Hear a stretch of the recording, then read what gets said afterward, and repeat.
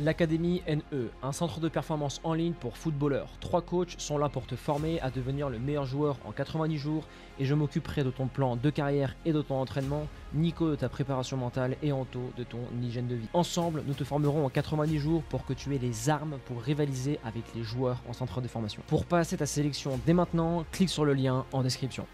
Salut Nico, comment vas-tu? Ça va et toi? Ouais, ça va très bien. On, j'avais Rémi Lauré, je sais plus s'il est toujours patron, non, je crois pas.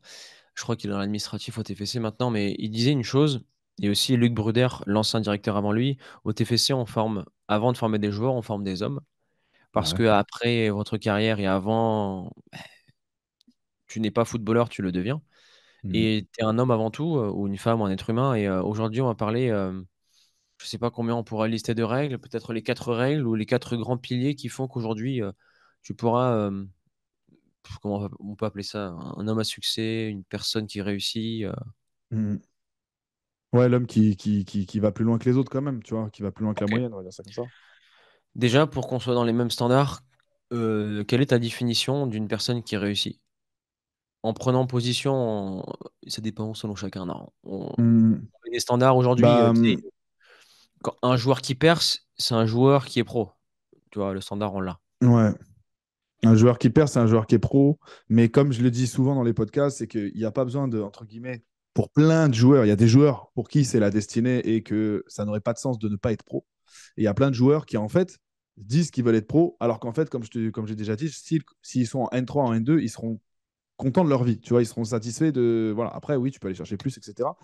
Et moi, pour moi, c'est là où tu te dis, tu vois, il y a des joueurs qui vont faire une carrière en N2 et qui vont se dire, ouais, c'était bien, j'ai kiffé. Et moi, pour moi, la réussite, en fait, c'est simplement d'empiler des trucs desquels tu vas être fier, en fait, desquels tu vas pouvoir regarder ta vie et tu vas dire, putain, c'est stylé. Tu vois, moi, par exemple, j'ai 2 enfants, j'ai une femme, il y a des moments, je te jure, je me fige et je regarde des scènes, tu vois, où je m'extrais, je me mets un peu en retrait, je regarde des scènes, tu vois, genre, le repas d'hier, par exemple, à un moment donné, je mangeais mon fromage parce qu'on voulait pas donner de fromage à mon fils qui allait mettre 10 ans à le manger et qui allait pas le finir. Donc, on disait, ah, vas-y, attends, je vais me cacher un peu. Et tu sais, je mangeais mon fromage et je regardais, je disais, mais tu sais, la réussite, elle est devant mes yeux, là. Tu vois ce que je veux dire? Je vois mes enfants, tout ça, nanana. Et je pense que la réussite, c'est déjà juste empiler un maximum de moments dans lesquels tu vas te sentir bien, dans lesquels tu vas te sentir fier de toi, dans lesquels tu vas te dire, waouh, genre, ça, je suis privilégié de le vivre, tu vois. Et pour moi, si on revient au foot, par exemple, hein, il y a plein d'humains qui seraient hyper fiers d'eux, hyper contents de vivre la vie d'un joueur de N2, par exemple. Après, c'est sûr que quand tu es un N2 et que tu aspires à plus, bah, c'est frustrant. Mais tout dépend déjà où toi, d'où tu viens et ce que tu envisageais. Un joueur qui part de D2, de District 2, qui finit en N2, il a passé peut-être, il faut voir quel calcul, mais peut-être 5, 6 divisions. Je pense qu'il est fier de lui, tu vois.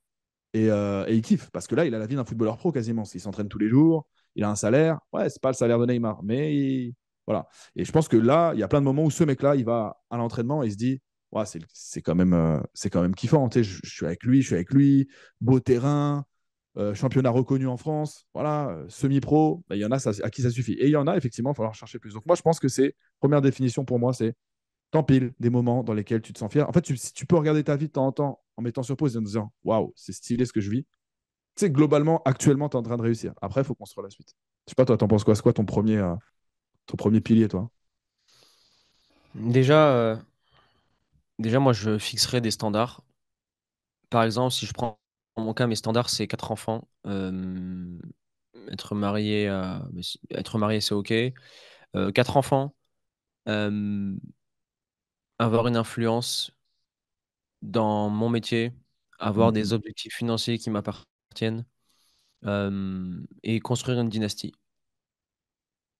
avec ma famille, tu vois. Mhm. Ça, c'est mes objectifs. Je travaille pour au quotidien. Et ma réussite se transcrit dans l'atteinte de cet objectif, mais en kiffant ce que je fais quotidiennement dans l'objectif, dans le Ouais, chemin. Donc déjà, c'est les standards. Aujourd'hui, quelle est selon toi la réussite? On définit les standards et il y a différents secteurs. Il y a la réussite spirituelle. ouais, Il y a des gens qui ils veulent, d'ailleurs, en cette période de Ramadan, il y a des personnes qui voilà, sont en quête spirituelle. Bon voyage à vous, mes amis. Le, la quête personnelle, on peut inclure la famille, et la quête professionnelle. Donc, dans ces 3, 4 ou 5 secteurs, je définis mes standards. Mhm.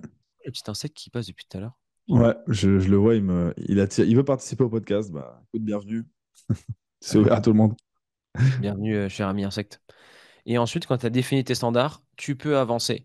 Et idéalement, s'il te plaît, en faisant en sorte que tu travailles tellement fort, tes standards, tu vas taper le plafond et hop, on réaugmente. Mm, Et quand tu te fixes des standards, on en parle souvent avec Nico, mais ne te mets pas en place des miracles, hein. Tu as 20 ans, tu es en district, ne dis pas dans 3 ans, tu seras pro. Sois cohérent dans ce que tu proposes au niveau de ta carrière. mm, Donc, maintenant qu'on a fixé les standards, le premier point, ça va être, et ça je l'ai remarqué, surtout chez les joueurs de haut niveau et dans le business, c'est l'émotionnel, je le sac et je reste dans le calme des vieilles troupes, mm. qui est le rationnel. J'ai pas marqué depuis 3 matchs, tranquille. Dans le business, j'en parlais hier en plus dans un live, dans le live de 2.0 le soir. Quand tu commences à lancer tes pubs ou quand tu commences à créer une entreprise, si deux trois rendez-vous, tu prends des no-shows où ça va pas, tranquille, Alors, no show, ça veut dire les gens ne se présentent pas au rendez-vous qui était fixé. fixé. Voilà. Euh, c'est pas grave, tranquille. On avance au prochain, on peut faire des relances. Si tu es attaquant ou si tu es défenseur et que tu joues pas titulaire les 3 premiers matchs de la saison, tranquille, mon gars.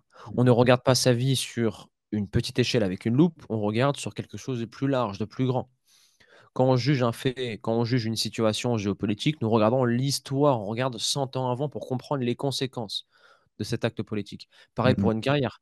Aujourd'hui, pourquoi tu n'es pas bon? Ne regarde pas depuis le début de saison, ne regarde pas ta prépa d'avant-saison.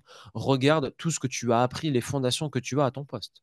mm, C'était, je le parle souvent, c'était Tiger Woods qui arrive dans le top 20, qui ne peut pas être champion. Et il a dû déconstruire son swing et le reconstruire avec. J'avais envoyé un mail en plus de cette histoire-là. Le coach dit: Ok, Tiger, c'est très bien ce que tu fais, hein, mais si tu veux être champion, il va falloir que tu désapprennes ce que tu as appris. Donc, on va revoir ton swing. Et Ouais. pendant plusieurs saisons, il n'est pas le meilleur. Mais Ouais, il a accepté. j'ai un joueur, un basketteur qui a dû changer son shoot aussi. Ça, tu vois, c'est des trucs où Ouais, c'est précis. C'est pas comme au foot où tu as une palette genre extérieure du pied, nanani, nanana. En basket, le shoot, c'est plus ou moins toujours le même. C'est juste tu varies la puissance. Et je pense qu'au golf, ça doit être la même chose. Je fais pas de donc golf, donc. je dirais, Nico, c'est au début, fixer des standards, c'est le premier point, c'est la base saine, parce que si t'as pas de gouvernail et sans cap, Non, je suis tu vas te perdre d'accord. en mer, l'ami. Je suis Ensuite, d'accord. c'est le calme dans le process. Aujourd'hui, il y a trop de personnes qui, ouais, je joue pas, ça y est, je change de club. Tu sais, ils sont dans l'émotionnel tout le temps. Ouais, ça y est, avec ma Mm, nana, ça fonctionne pas. Gros, calme. On prend du recul. Qu'est-ce qui se passe? On analyse. On arrête de penser émotionnellement. mm. Ok, ça, c'est les fiottes qui font ça. Ensuite, ou les hommes qui ne construisent rien dans leur vie. Euh, Ensuite, le deuxième point, ça c'est fait. Le troisième point, il y en a un, tu vois, moi j'appellerais plutôt ça la planche de surf. L'adaptabilité de la personne. C'est-à-dire Ok. savoir où aller, quand le faire, saisir les opportunités. Par exemple, je me rappelle à l'époque, j'avais fait une interview avec Pierre Lesmelou. Non, pas, non, putain, pardon. Ça, c'est un joueur qui était à Ouais. Bordeaux en CFA2, à, l'Èche Cap Ferré, qui est maintenant pro. C'est Pierre. Putain, comment il s'appelle? J'ai fait une interview avec lui. Quelle honte, quel blasphème. Les gars, ne faites jamais d'interview, il se rappellera pas de votre prénom après. Il a joué à Tonon Gaillard, à Evian Tonon Gaillard. 100%, il s'appelle Pierre, un truc comme ça. Il s'appelle Pierre, Euh, j'avais raison. Là, c'est un quiz, les gars. Il a joué à Evian Tonon Gaillard. Si tant est que les informations soient bonnes aussi, hein, parce que ça se trouve, dans 2 secondes, tu vas nous dire, ah non, en fait, c'était Arlavignon. Donc, C'est une dinguerie. Il s'appelle Pierre. il a joué à Bordeaux, au Girondin. Non, non, non. Mais tiens, je te partage l'écran. Là, tu le connais. Il est sur l'équipe, il fait souvent des interviews, etc. Putain, quelle honte, je m'en rappelle plus. Pierre. Ah, Pierre Boubi. Boubi, voilà. Voilà, Pierre C'est Boubi. Pierre, il s'appelle, t'es sûr? Je crois pas. C'est c'est pas Maxime, je sais plus. Mais c'est Boubi, il joue à Orléans, là, je crois, c'est ça? Ou il a joué à Pierre Orléans. Boubi. Non, Pierre, il s'appelle Pierre Boubi, ouais, il Pierre joue à Boubi, mais Orléans. il a fini à Orléans, ouais, c'est ça. Il a fini Ouais, sa carrière à Orléans et je parle avec lui et tu vois, lui, il a été pro à 27 ans. Et ouais. très simple, il jouait en N3 et il a saisi l'opportunité des 20 Tonon Gaillard qui ont dit: Ok, on a du cash, on part du niveau N2. Donc vas-y, saute un cap, viens avec nous en N2 et ils sont allés jusqu'en Ligue 1. Tu vois, c'est Mm. des opportunités. C'est comprendre des Ouais, clubs, comprendre qu'il y a des présidents qui arrivent, c'est l'adaptabilité, saisir les opportunités. C'est ça la réussite aujourd'hui. C'est ouais. aujourd'hui, quand quelque chose se présente devant vous, vous devez la saisir. Et pour que cette opportunité, il y a deux choses à comprendre. C'est la première, le réseau pour être au courant de celle-ci. Et deuxièmement, le niveau pour répondre présent euh, Mm.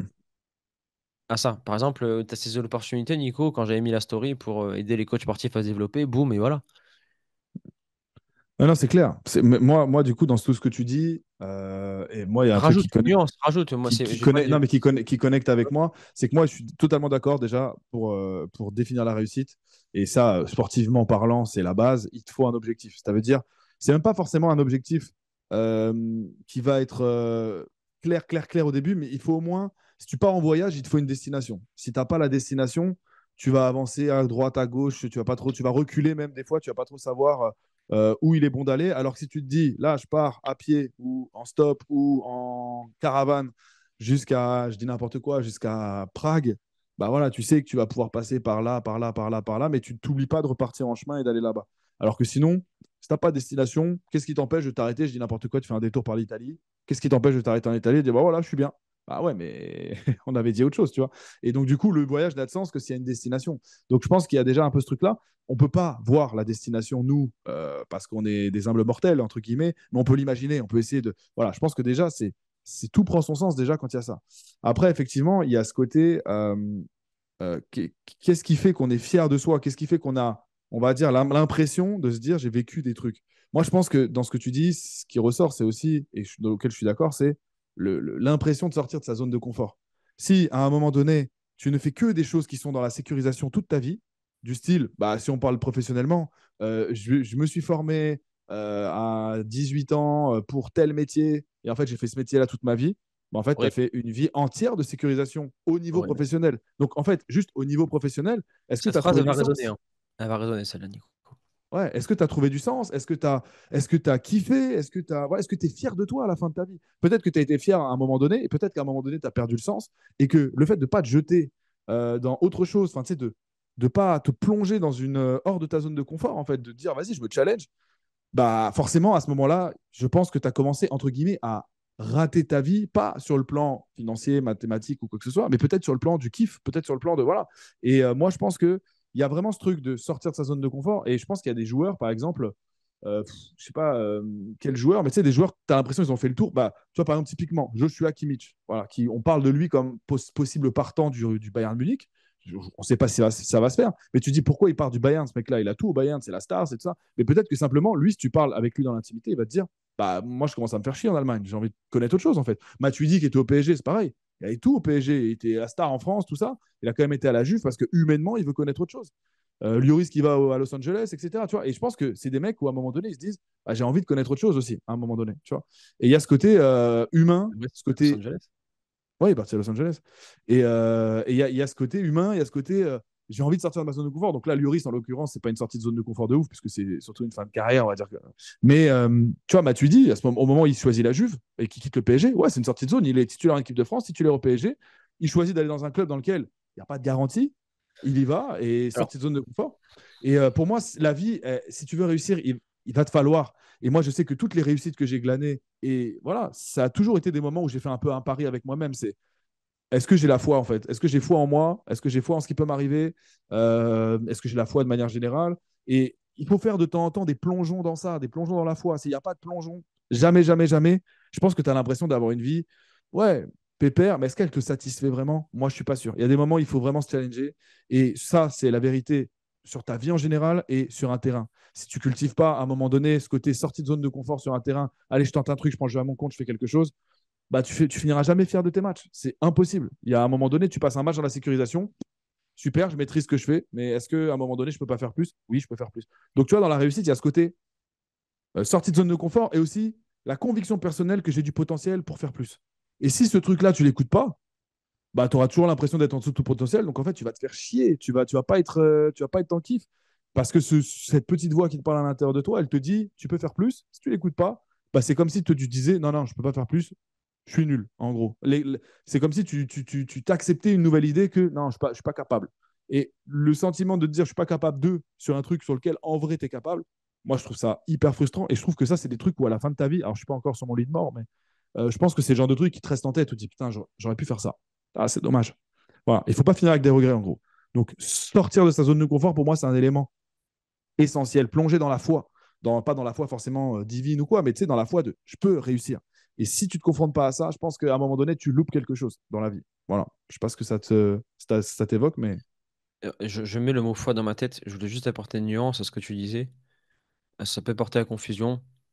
On peut se challenger dans son club dans lequel on est. C'est-à-dire que ouais, Messi s'est challengé chaque année pour gagner la LDC avec le Barça. Il n'a pas réussi à en choper une cinquième. Mais il s'est retrouvé un challenge dans son propre club. C'est un peu retrouver un challenge. Mais je pense que c'était ton cas avec ta femme, hein, vous êtes mariés, etc. Vous avez eu des moments où vous avez voulu divorcer ou vous séparer ou autre. Bah, il faut se réinventer, il faut challenger. Oui. il Moi, n'y a, pas eu, y a pas eu de moment comme ça. Mais après, de toute façon, comme dans une vie de couple, bah, ça veut dire que s'il n'y il a y a pas eu ce de moment côté, comme ouais, il y ça, a ce côté, si tu te réinventes pas, tu peux un jour en arriver là, c'est sûr. Tu sais, c'est toujours comme tu as dit, vision de l'avenir.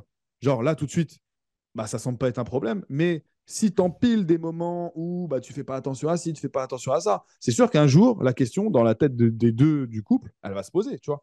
Donc c'est pour ça que si tu remets pas certaines choses en question et que tu sors pas un peu de ta zone de confort, etc., bah ouais, un jour tu peux en arriver à des trucs où tu te dis aujourd'hui, bah j'aurais pas envie que ça se passe. Bah ouais, mais c'est en train de s'écrire là actuellement. tu parlais de la foi juste avant. Et c'est pour ça qu'à chaque fois, il y a plein de sujets sur lesquels j'évite de parler. Non pas parce que je ne veux pas, parce que j'oublie ce que je veux dire à chaque fois. Si vous faites un podcast un jour dans votre vie, c'est horrible. Vous avez plein d'idées qui fusent. Ouais. Oh mon Dieu, c'est horrible. Tu parlais de la foi, sortir de la zone de confort tout le temps. euh, et sur le lit de mort à la fin. C'est que c'est un truc auquel moi je pense souvent, hein. Je pense Mm. souvent, je me dis que demain, on va passer à la trappe. C'est une obligation de faire quelque chose pour se surpasser. Et, euh, et pour rester sur la lignée, Nico, on est sur définition objectif, quels sont les standards, adaptabilité, saisir les opportunités et, enfin non, être calme, le calme des vieilles troupes, le calme des anciens. Tu sais, ça me fait penser à les petits jeunes, ils sont fougueux, l'ancien, il fait laisse-le, laisse-le. Et il fait alors. Ouais, bah, regarde le Real Madrid qui gagne 5 Ligues des Champions.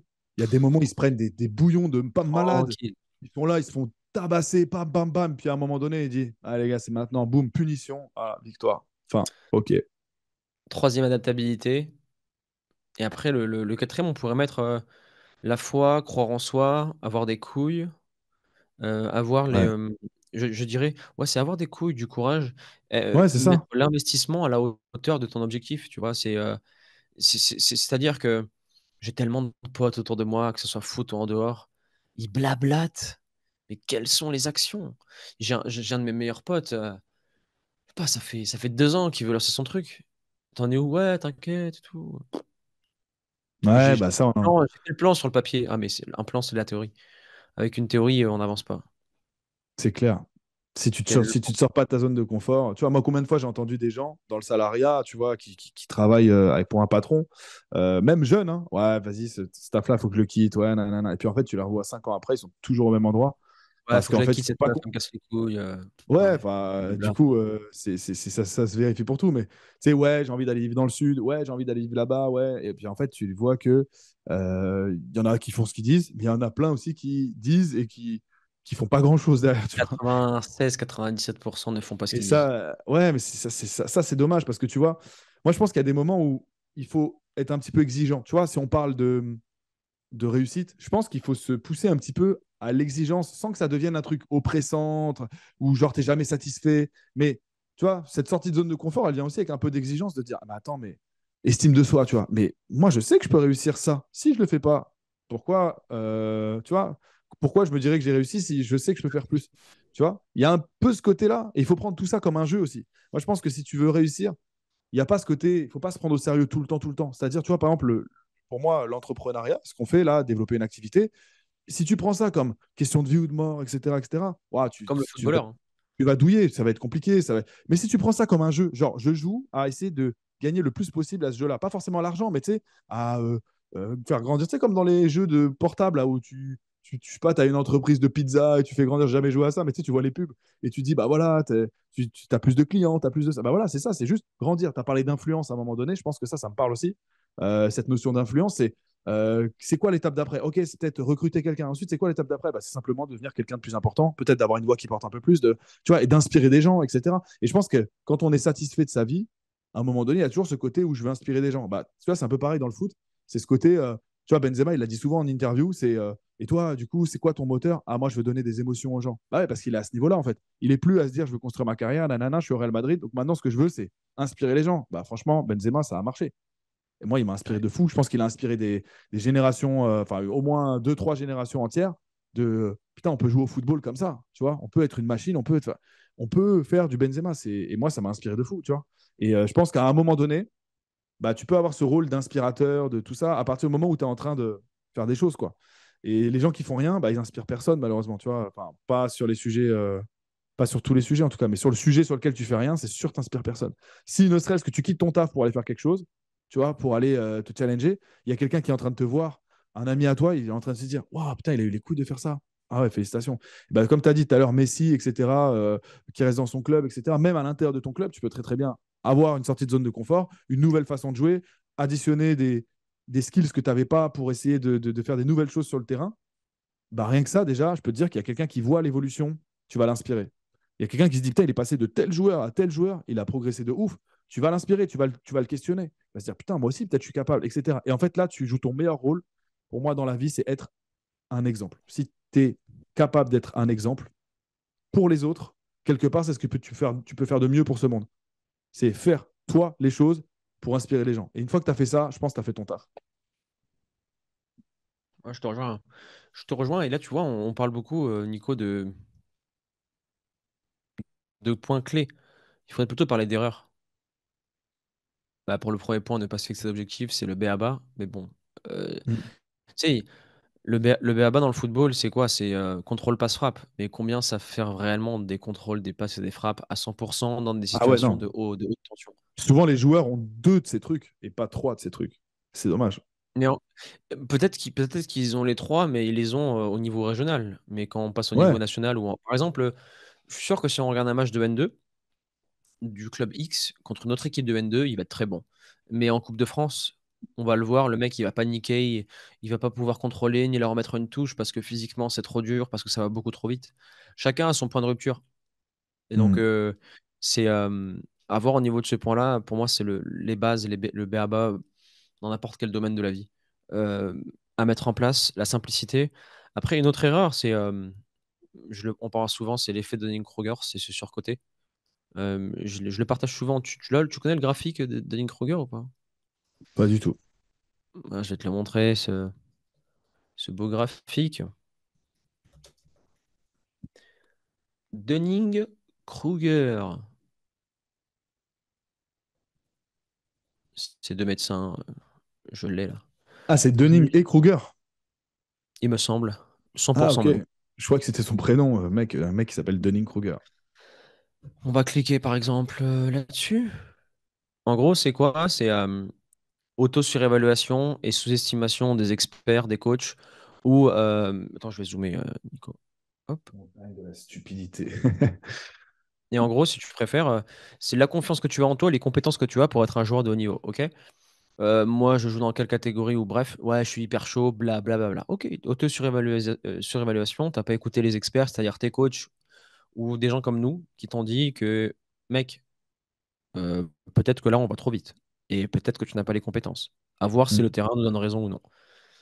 Et là, la montagne de la stupidité, c'est de l'arrogance, protection de l'ego. Boum, ici, on affronte une équipe et là, on prend une branlée et c'est la vallée de l'humilité. Et quand tu es en Ouais. bas de la vallée de l'humilité, c'est là où 99,9% des joueurs arrêtent le Ou football. même, moi, ce que je vis le plus, c'est la redescente, là. Tu sais, c'est le moment où, ouais, dans les catégories jeunes, j'étais fort, j'étais la star. Et puis après, je sais pas, je suis passé en U18, en U19, et déjà, ça commençait à changer. Après, en senior, ça y est, je suis plus personne. Tu as des mecs qui étaient promis un grand avenir en centre de formation, et puis finalement, ils Ah, jouent en National 3. Bah là, typiquement, c'est ça. Ils se prennent leur descente, et là, après, faut remonter. là, il y a marqué gourou, sagesse, etc.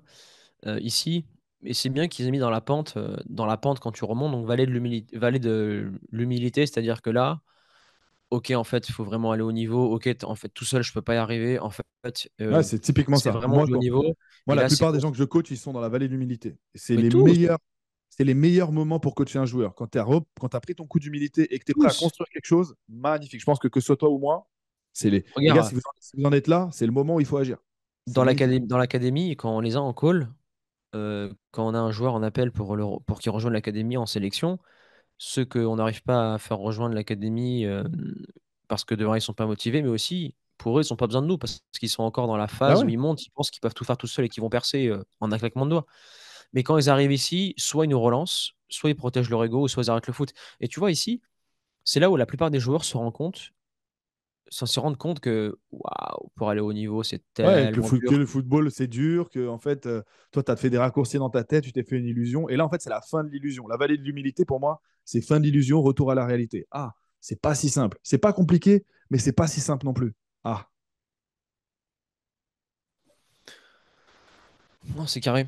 C'est ah je connaissais pas du tout et pourtant, c'est hyper pertinent. ouais, j'ai fait une vidéo là-dessus il y a quelques temps. J'avais fait une vidéo là-dessus. Je l'ai fait quoi? C'était il y a quelques temps, 3 4 ans, je pense, hein. Sur la Ok. chaîne, auto-évaluation, réaliser des compétences. En général, c'est ici. C'est pour ça que ici, il faut se fixer des standards, il faut comprendre. Et il valait de l'humilité, boum, ça repart. Et Euh, ce qui est bien ce qui est bien dans ce truc-là, c'est que tu comprends qu'en gros, de toute façon, dans le chemin, tu auras des moments où tu te sentiras hyper fort, hyper inarrêtable, et des moments où tu te sentiras en dessous de tout. Voilà. Et ça fait ouais. partie, les hauts et les bas, tu vois, c'est inhérent au chemin. Donc, faut pas être impressionné par ça, les gars, si vous voulez sortir de votre zone de confort et tenter des trucs pour aller chercher une quête de réussite. Faut pas être impressionné par les bas que vous pourriez avoir. C'est juste, ça fait partie du chemin. Et franchement, qui a essayé de développer une activité, on va dire, de ses propres mains, une activité professionnelle, ou qui essaye de développer une carrière, etc., comprend qu'en fait, les bas, ils sont utiles. Et ça, c'est le truc le plus bateau que tout le monde nous dit. Il n'y a pas d'échec, nanana. Mais en fait, quand on est dans l'échec, entre guillemets, dans la période où on se dit, ah, c'est l'échec, etc., on est mal. Et puis après, quelques semaines, quelques mois après, on se dit, putain, heureusement que j'ai vécu ce truc-là. Il y Parce que a, ça m'a appris de fou. Et c'est réel, hein, c'est vraiment réel. Hein, c'est pas une phrase bateau de développement personnel. L'échec, il vous apprend des trucs de fou. Dans la vallée de l'humilité, il y a deux types de courage. Tu sais, on parle du courage pour développer quelque chose. Là, le courage, il commence ici parce qu'il faut avoir du courage pour aller en haut. Ouais. Ça veut dire qu'on pense quelque chose et qu'on veut y aller. Et le deuxième type de courage, c'est serrer les dents, on y va, on avance, on avance, on avance, on se bat, les gars, on se bat, on se bat, on se bat. Et ce courage-là, c'est ce qui manque beaucoup aujourd'hui. Tu sais, ce courage-là, je trouve que dans les sports de combat, l'ont beaucoup et les sports individuels aussi, parce qu'ils sont confrontés à eux-mêmes tout le temps. Ouais. Tu sais, Sport co, ils se cachent derrière les autres, au foot, surtout au ouais. foot. Ouais, c'est clair, c'est clair. Et c'est un peu comme le pressing. Il y a le pressing et il y a le contre-pressing. C'est à la perte. Bah là, Ouais. le moment où tu es dans la vallée de l'humilité, tu sais, c'est le contre-courage. C'est en mode, je refais venir du courage alors que vraiment, ça part de rien, là. Tu vois, je viens de perdre. Et vas-y, qu'est-ce que je fais? Première idée, bah, je vais essayer d'aller regagner. Ah, Et on et voit là, si. je pense que là, on voit vraiment le vrai mental, c'est là, c'est ça. Et je pense que quand tu es dans la vallée de l'humilité, là, il y a vraiment ce côté, genre, là, je fais renaître une vision. Tu sais, j'avais une vision Ah, c'est Rocky, là. trop. C'est Rocky 4 dans les montagnes en Russie, là. Ah, je n'ai pas vu Rocky. Mais en tout cas, Oh c'est vraiment, putain. quand tu es au départ, tu as une vision, tu te dis, ouais, je vais aller en Champions League, nanana. Ta vision, elle est erronée, elle t'emmène sur le mauvais chemin. Tu redescends, et là, tu fais naître une vision qui est beaucoup plus juste, en mode, OK, mon objectif, c'est la N2.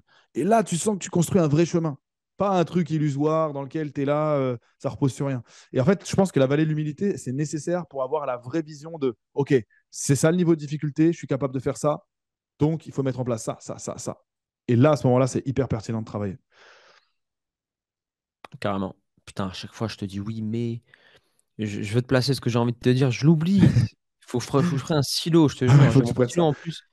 Stylo de Boca Junior, Ah, qui ouais, vient de Buenos Aires. Magnifique. Mais bon, magnifique. dans la Vallée de l'Humilité aussi, il y a beaucoup de joueurs qui. Ah oui, voilà ce que je veux dire.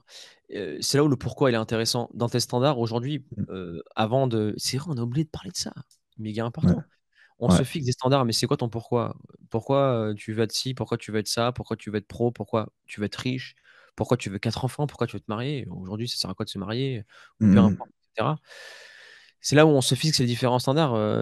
Nico, et on a un vrai pourquoi. Et dans la vallée de l'humilité, c'est connexion au pourquoi.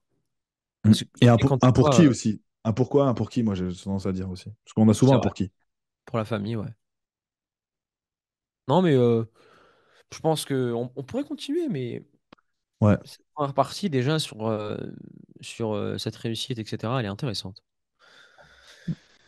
Puis Elle est intéressante. c'est transversal à tous les sujets, hein. C'est pas que le foot, là, le foot, le basket ou quoi, le sport, quoi. C'est la vie en général, quoi. Là, vous pouvez vous questionner sur tout, en fait, hein. Tout dans la vie peut être mieux, moins bien, peut être source de frustration ou de kiff, je Carrément. pense.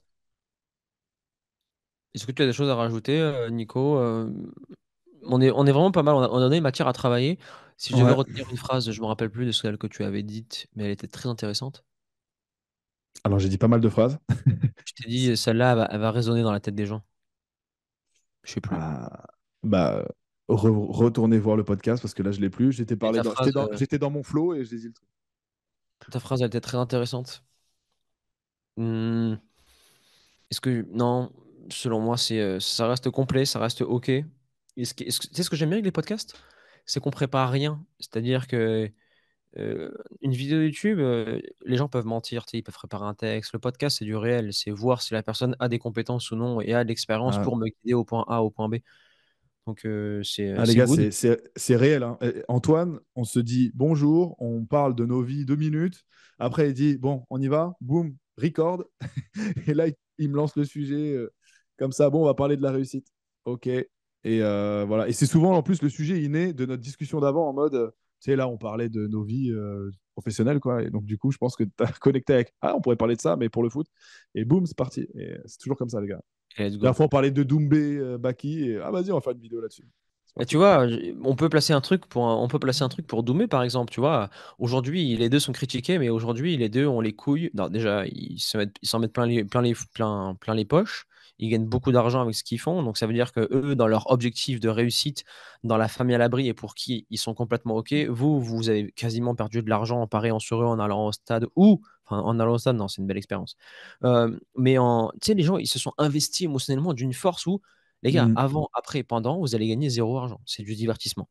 Ah, Et lui, bah, il a tenté, il a eu le courage. Et c'est c'est sûr que complètement OK. C'est lui, que faudrait le questionner sur son pourquoi. Si son pourquoi c'était, écoute, on va faire un braquage, on va monter un truc et on va gagner de c'est ça l'argent. son pourquoi. Il Ah veut bah, depuis il a toujours. réussi alors, hein. Il a réussi à 200%, le gars. Son pourquoi, c'est être célèbre. Son pourquoi, c'est être célèbre, être acteur, gagner beaucoup de cash. Et Tu c'est vois, complètement OK. un des Il a mecs raison. les plus cités, moi en tout cas, toi je pense que ça va être la même chose, parmi les joueurs que j'accompagne, c'est Cristiano Ronaldo. Bah, Cristiano Ronaldo, je pense, ce qu'il a fait aller aussi haut, c'est son pourquoi. C'est pourquoi tu veux faire tout ça. Ah, je veux marquer l'histoire. Mais lui, il est tellement dans le délire, je veux marquer l'histoire que ah, ça lui fait faire un volume de travail, une éthique de travail. Il a développé une discipline autour de ce pourquoi qui est incroyable. Ouais. Incroyable. Et Messi, je pense que ça doit être la même chose parce que tu prends pas 8 ballons d'or, parce que tu t'arrêtes à 2 en fait. Le commun des mortels s'arrête à 2. C'est bon, en gros, 2, c'est bien. Quoi? Il s'arrête Et à lui, un comme un des mortels. ouais, un, tu vois, mais je veux dire, D'ailleurs, deuxième, c'est Benzé, déjà il en a eu exceptionnel. un. Ouais. Benzé, il en a eu un, et je crois la saison qui suit ou enfin, la saison d'après, il est parti en Arabie Saoudite, quoi. Non, ouais, non, je crois ouais, il est parti en Oui, il a Arabie fait la Saoudite. Non, il a fait un petit bout, mais il a enchaîné les blessures après, hein. Après, tu sens qu'il a tout donné pour l'objectif. Après, c'était blessure, blessure, blessure. Et c'était Et tu te rends compliqué, hein. compte, il y en a qui l'ont fait 5 fois, ça. Van Basten, il l'a fait 3 fois. Platini, il l'a fait 3 fois. Le Ronaldo, le R9, il l'a fait 2 fois. Et il aurait pu le faire plus, lui, parce Mais qu'il a eu des grosses je blessures, pense qu'on etc. réalise pas 8 fois Ballon d'Or. Bah là, les gars, tu vois, pour arriver à un niveau Non, de mais 8 5 fois fois Ballon même, d'Or, Coupe du Monde, c'est le GOAT. En fait, c'est comme Tom c'est Brady. pour arriver à Je ce regardais niveau. Ouais, ouais, Tom pour arriver à Brady. ce niveau-là, je disais juste, il faut un pourquoi de malade, il faut un pourquoi de fou. Et Tom Je Brady, sais pas vas-y. comment il a fait. Les gens, ils peuvent parler, hein, tu sais, parfois, ils parlent de corruption, etc., etc., mais quand on a 8, tu peux pas. Ouais, il y en C'est a trop. un ou deux quand bien même, il y en a un ou deux qui sont corrompus. Tu as quand même 6 que tu as été chercher toi-même. Tu vois ce que je veux dire? Ça reste quand même un truc de ouf. Genre, les gars, moi, personnellement, j'ai beau parler de mental, tout ça, j'ai un ballon d'or. Ça y est, hein, j'ai atteint mon pourquoi, il est atteint. Bah, Lui, tu fais partie du top 50 des plus grands de tous les temps. il a un pourquoi qu'il a drivé encore plus haut que ça. Donc, tu vois, on finit sur ça, alors que finalement, c'est une des notions, effectivement, les plus clés. Et tant mieux que tu l'aies cité à la fin, parce que sinon, on aurait oublié un truc clé. Le pourquoi. Et le pourquoi d'un Cristiano Ronaldo, d'un Messi, je pense que c'est ça qu'ils ont de plus que les autres, hormis un peu de talent et de travail. Mais c'est un pourquoi de malade, parce qu'il y en a plein qui pourraient avoir plus de ballons d'or que ça. Mais ils n'ont pas le pourquoi qui va avec. Pourquoi le faire à plus? Bah, moi, j'ai déjà atteint, je suis satisfait de moi-même. Ah, bah voilà. Il est là le Ouais, c'est la problème. plupart des. T'es satisfait. Je suis complètement OK avec toi. Il y a aussi, ne vous, tu Tu sais, j'ai parlé se marier, quatre gosses, etc. C'est le marié, le chien, les gosses, le crédit à la maison et vivre une vie de merde, ça c'est horrible. Moi, c'est pas des standards que je me suis fixé par rapport à une norme, c'est des standards que je me suis fixé par rapport à un objectif que j'ai sur plusieurs siècles. C'est-à-dire qu'aujourd'hui, j'ai envie que le blason, mon nom de famille même, j'ai plus envie que ma lignée travaille à l'usine, soit agriculteur. J'ai vraiment envie de construire quelque chose et après, tu sais, léguer quelque chose, tu vois, avoir une transmission. Ah, je pense vraiment loin là. Je pense après ma mort Ah carrément. ouais, toi, t'es loin, t'es loin. C'est beau, hein. Moi, j'arrive pas à avoir cette connexion avec le futur si lointain, mais c'est bien. Franchement, ça veut dire que tu as un pourquoi qui va te porter fort, fort, fort. On y travaille avec Flore, on y travaille.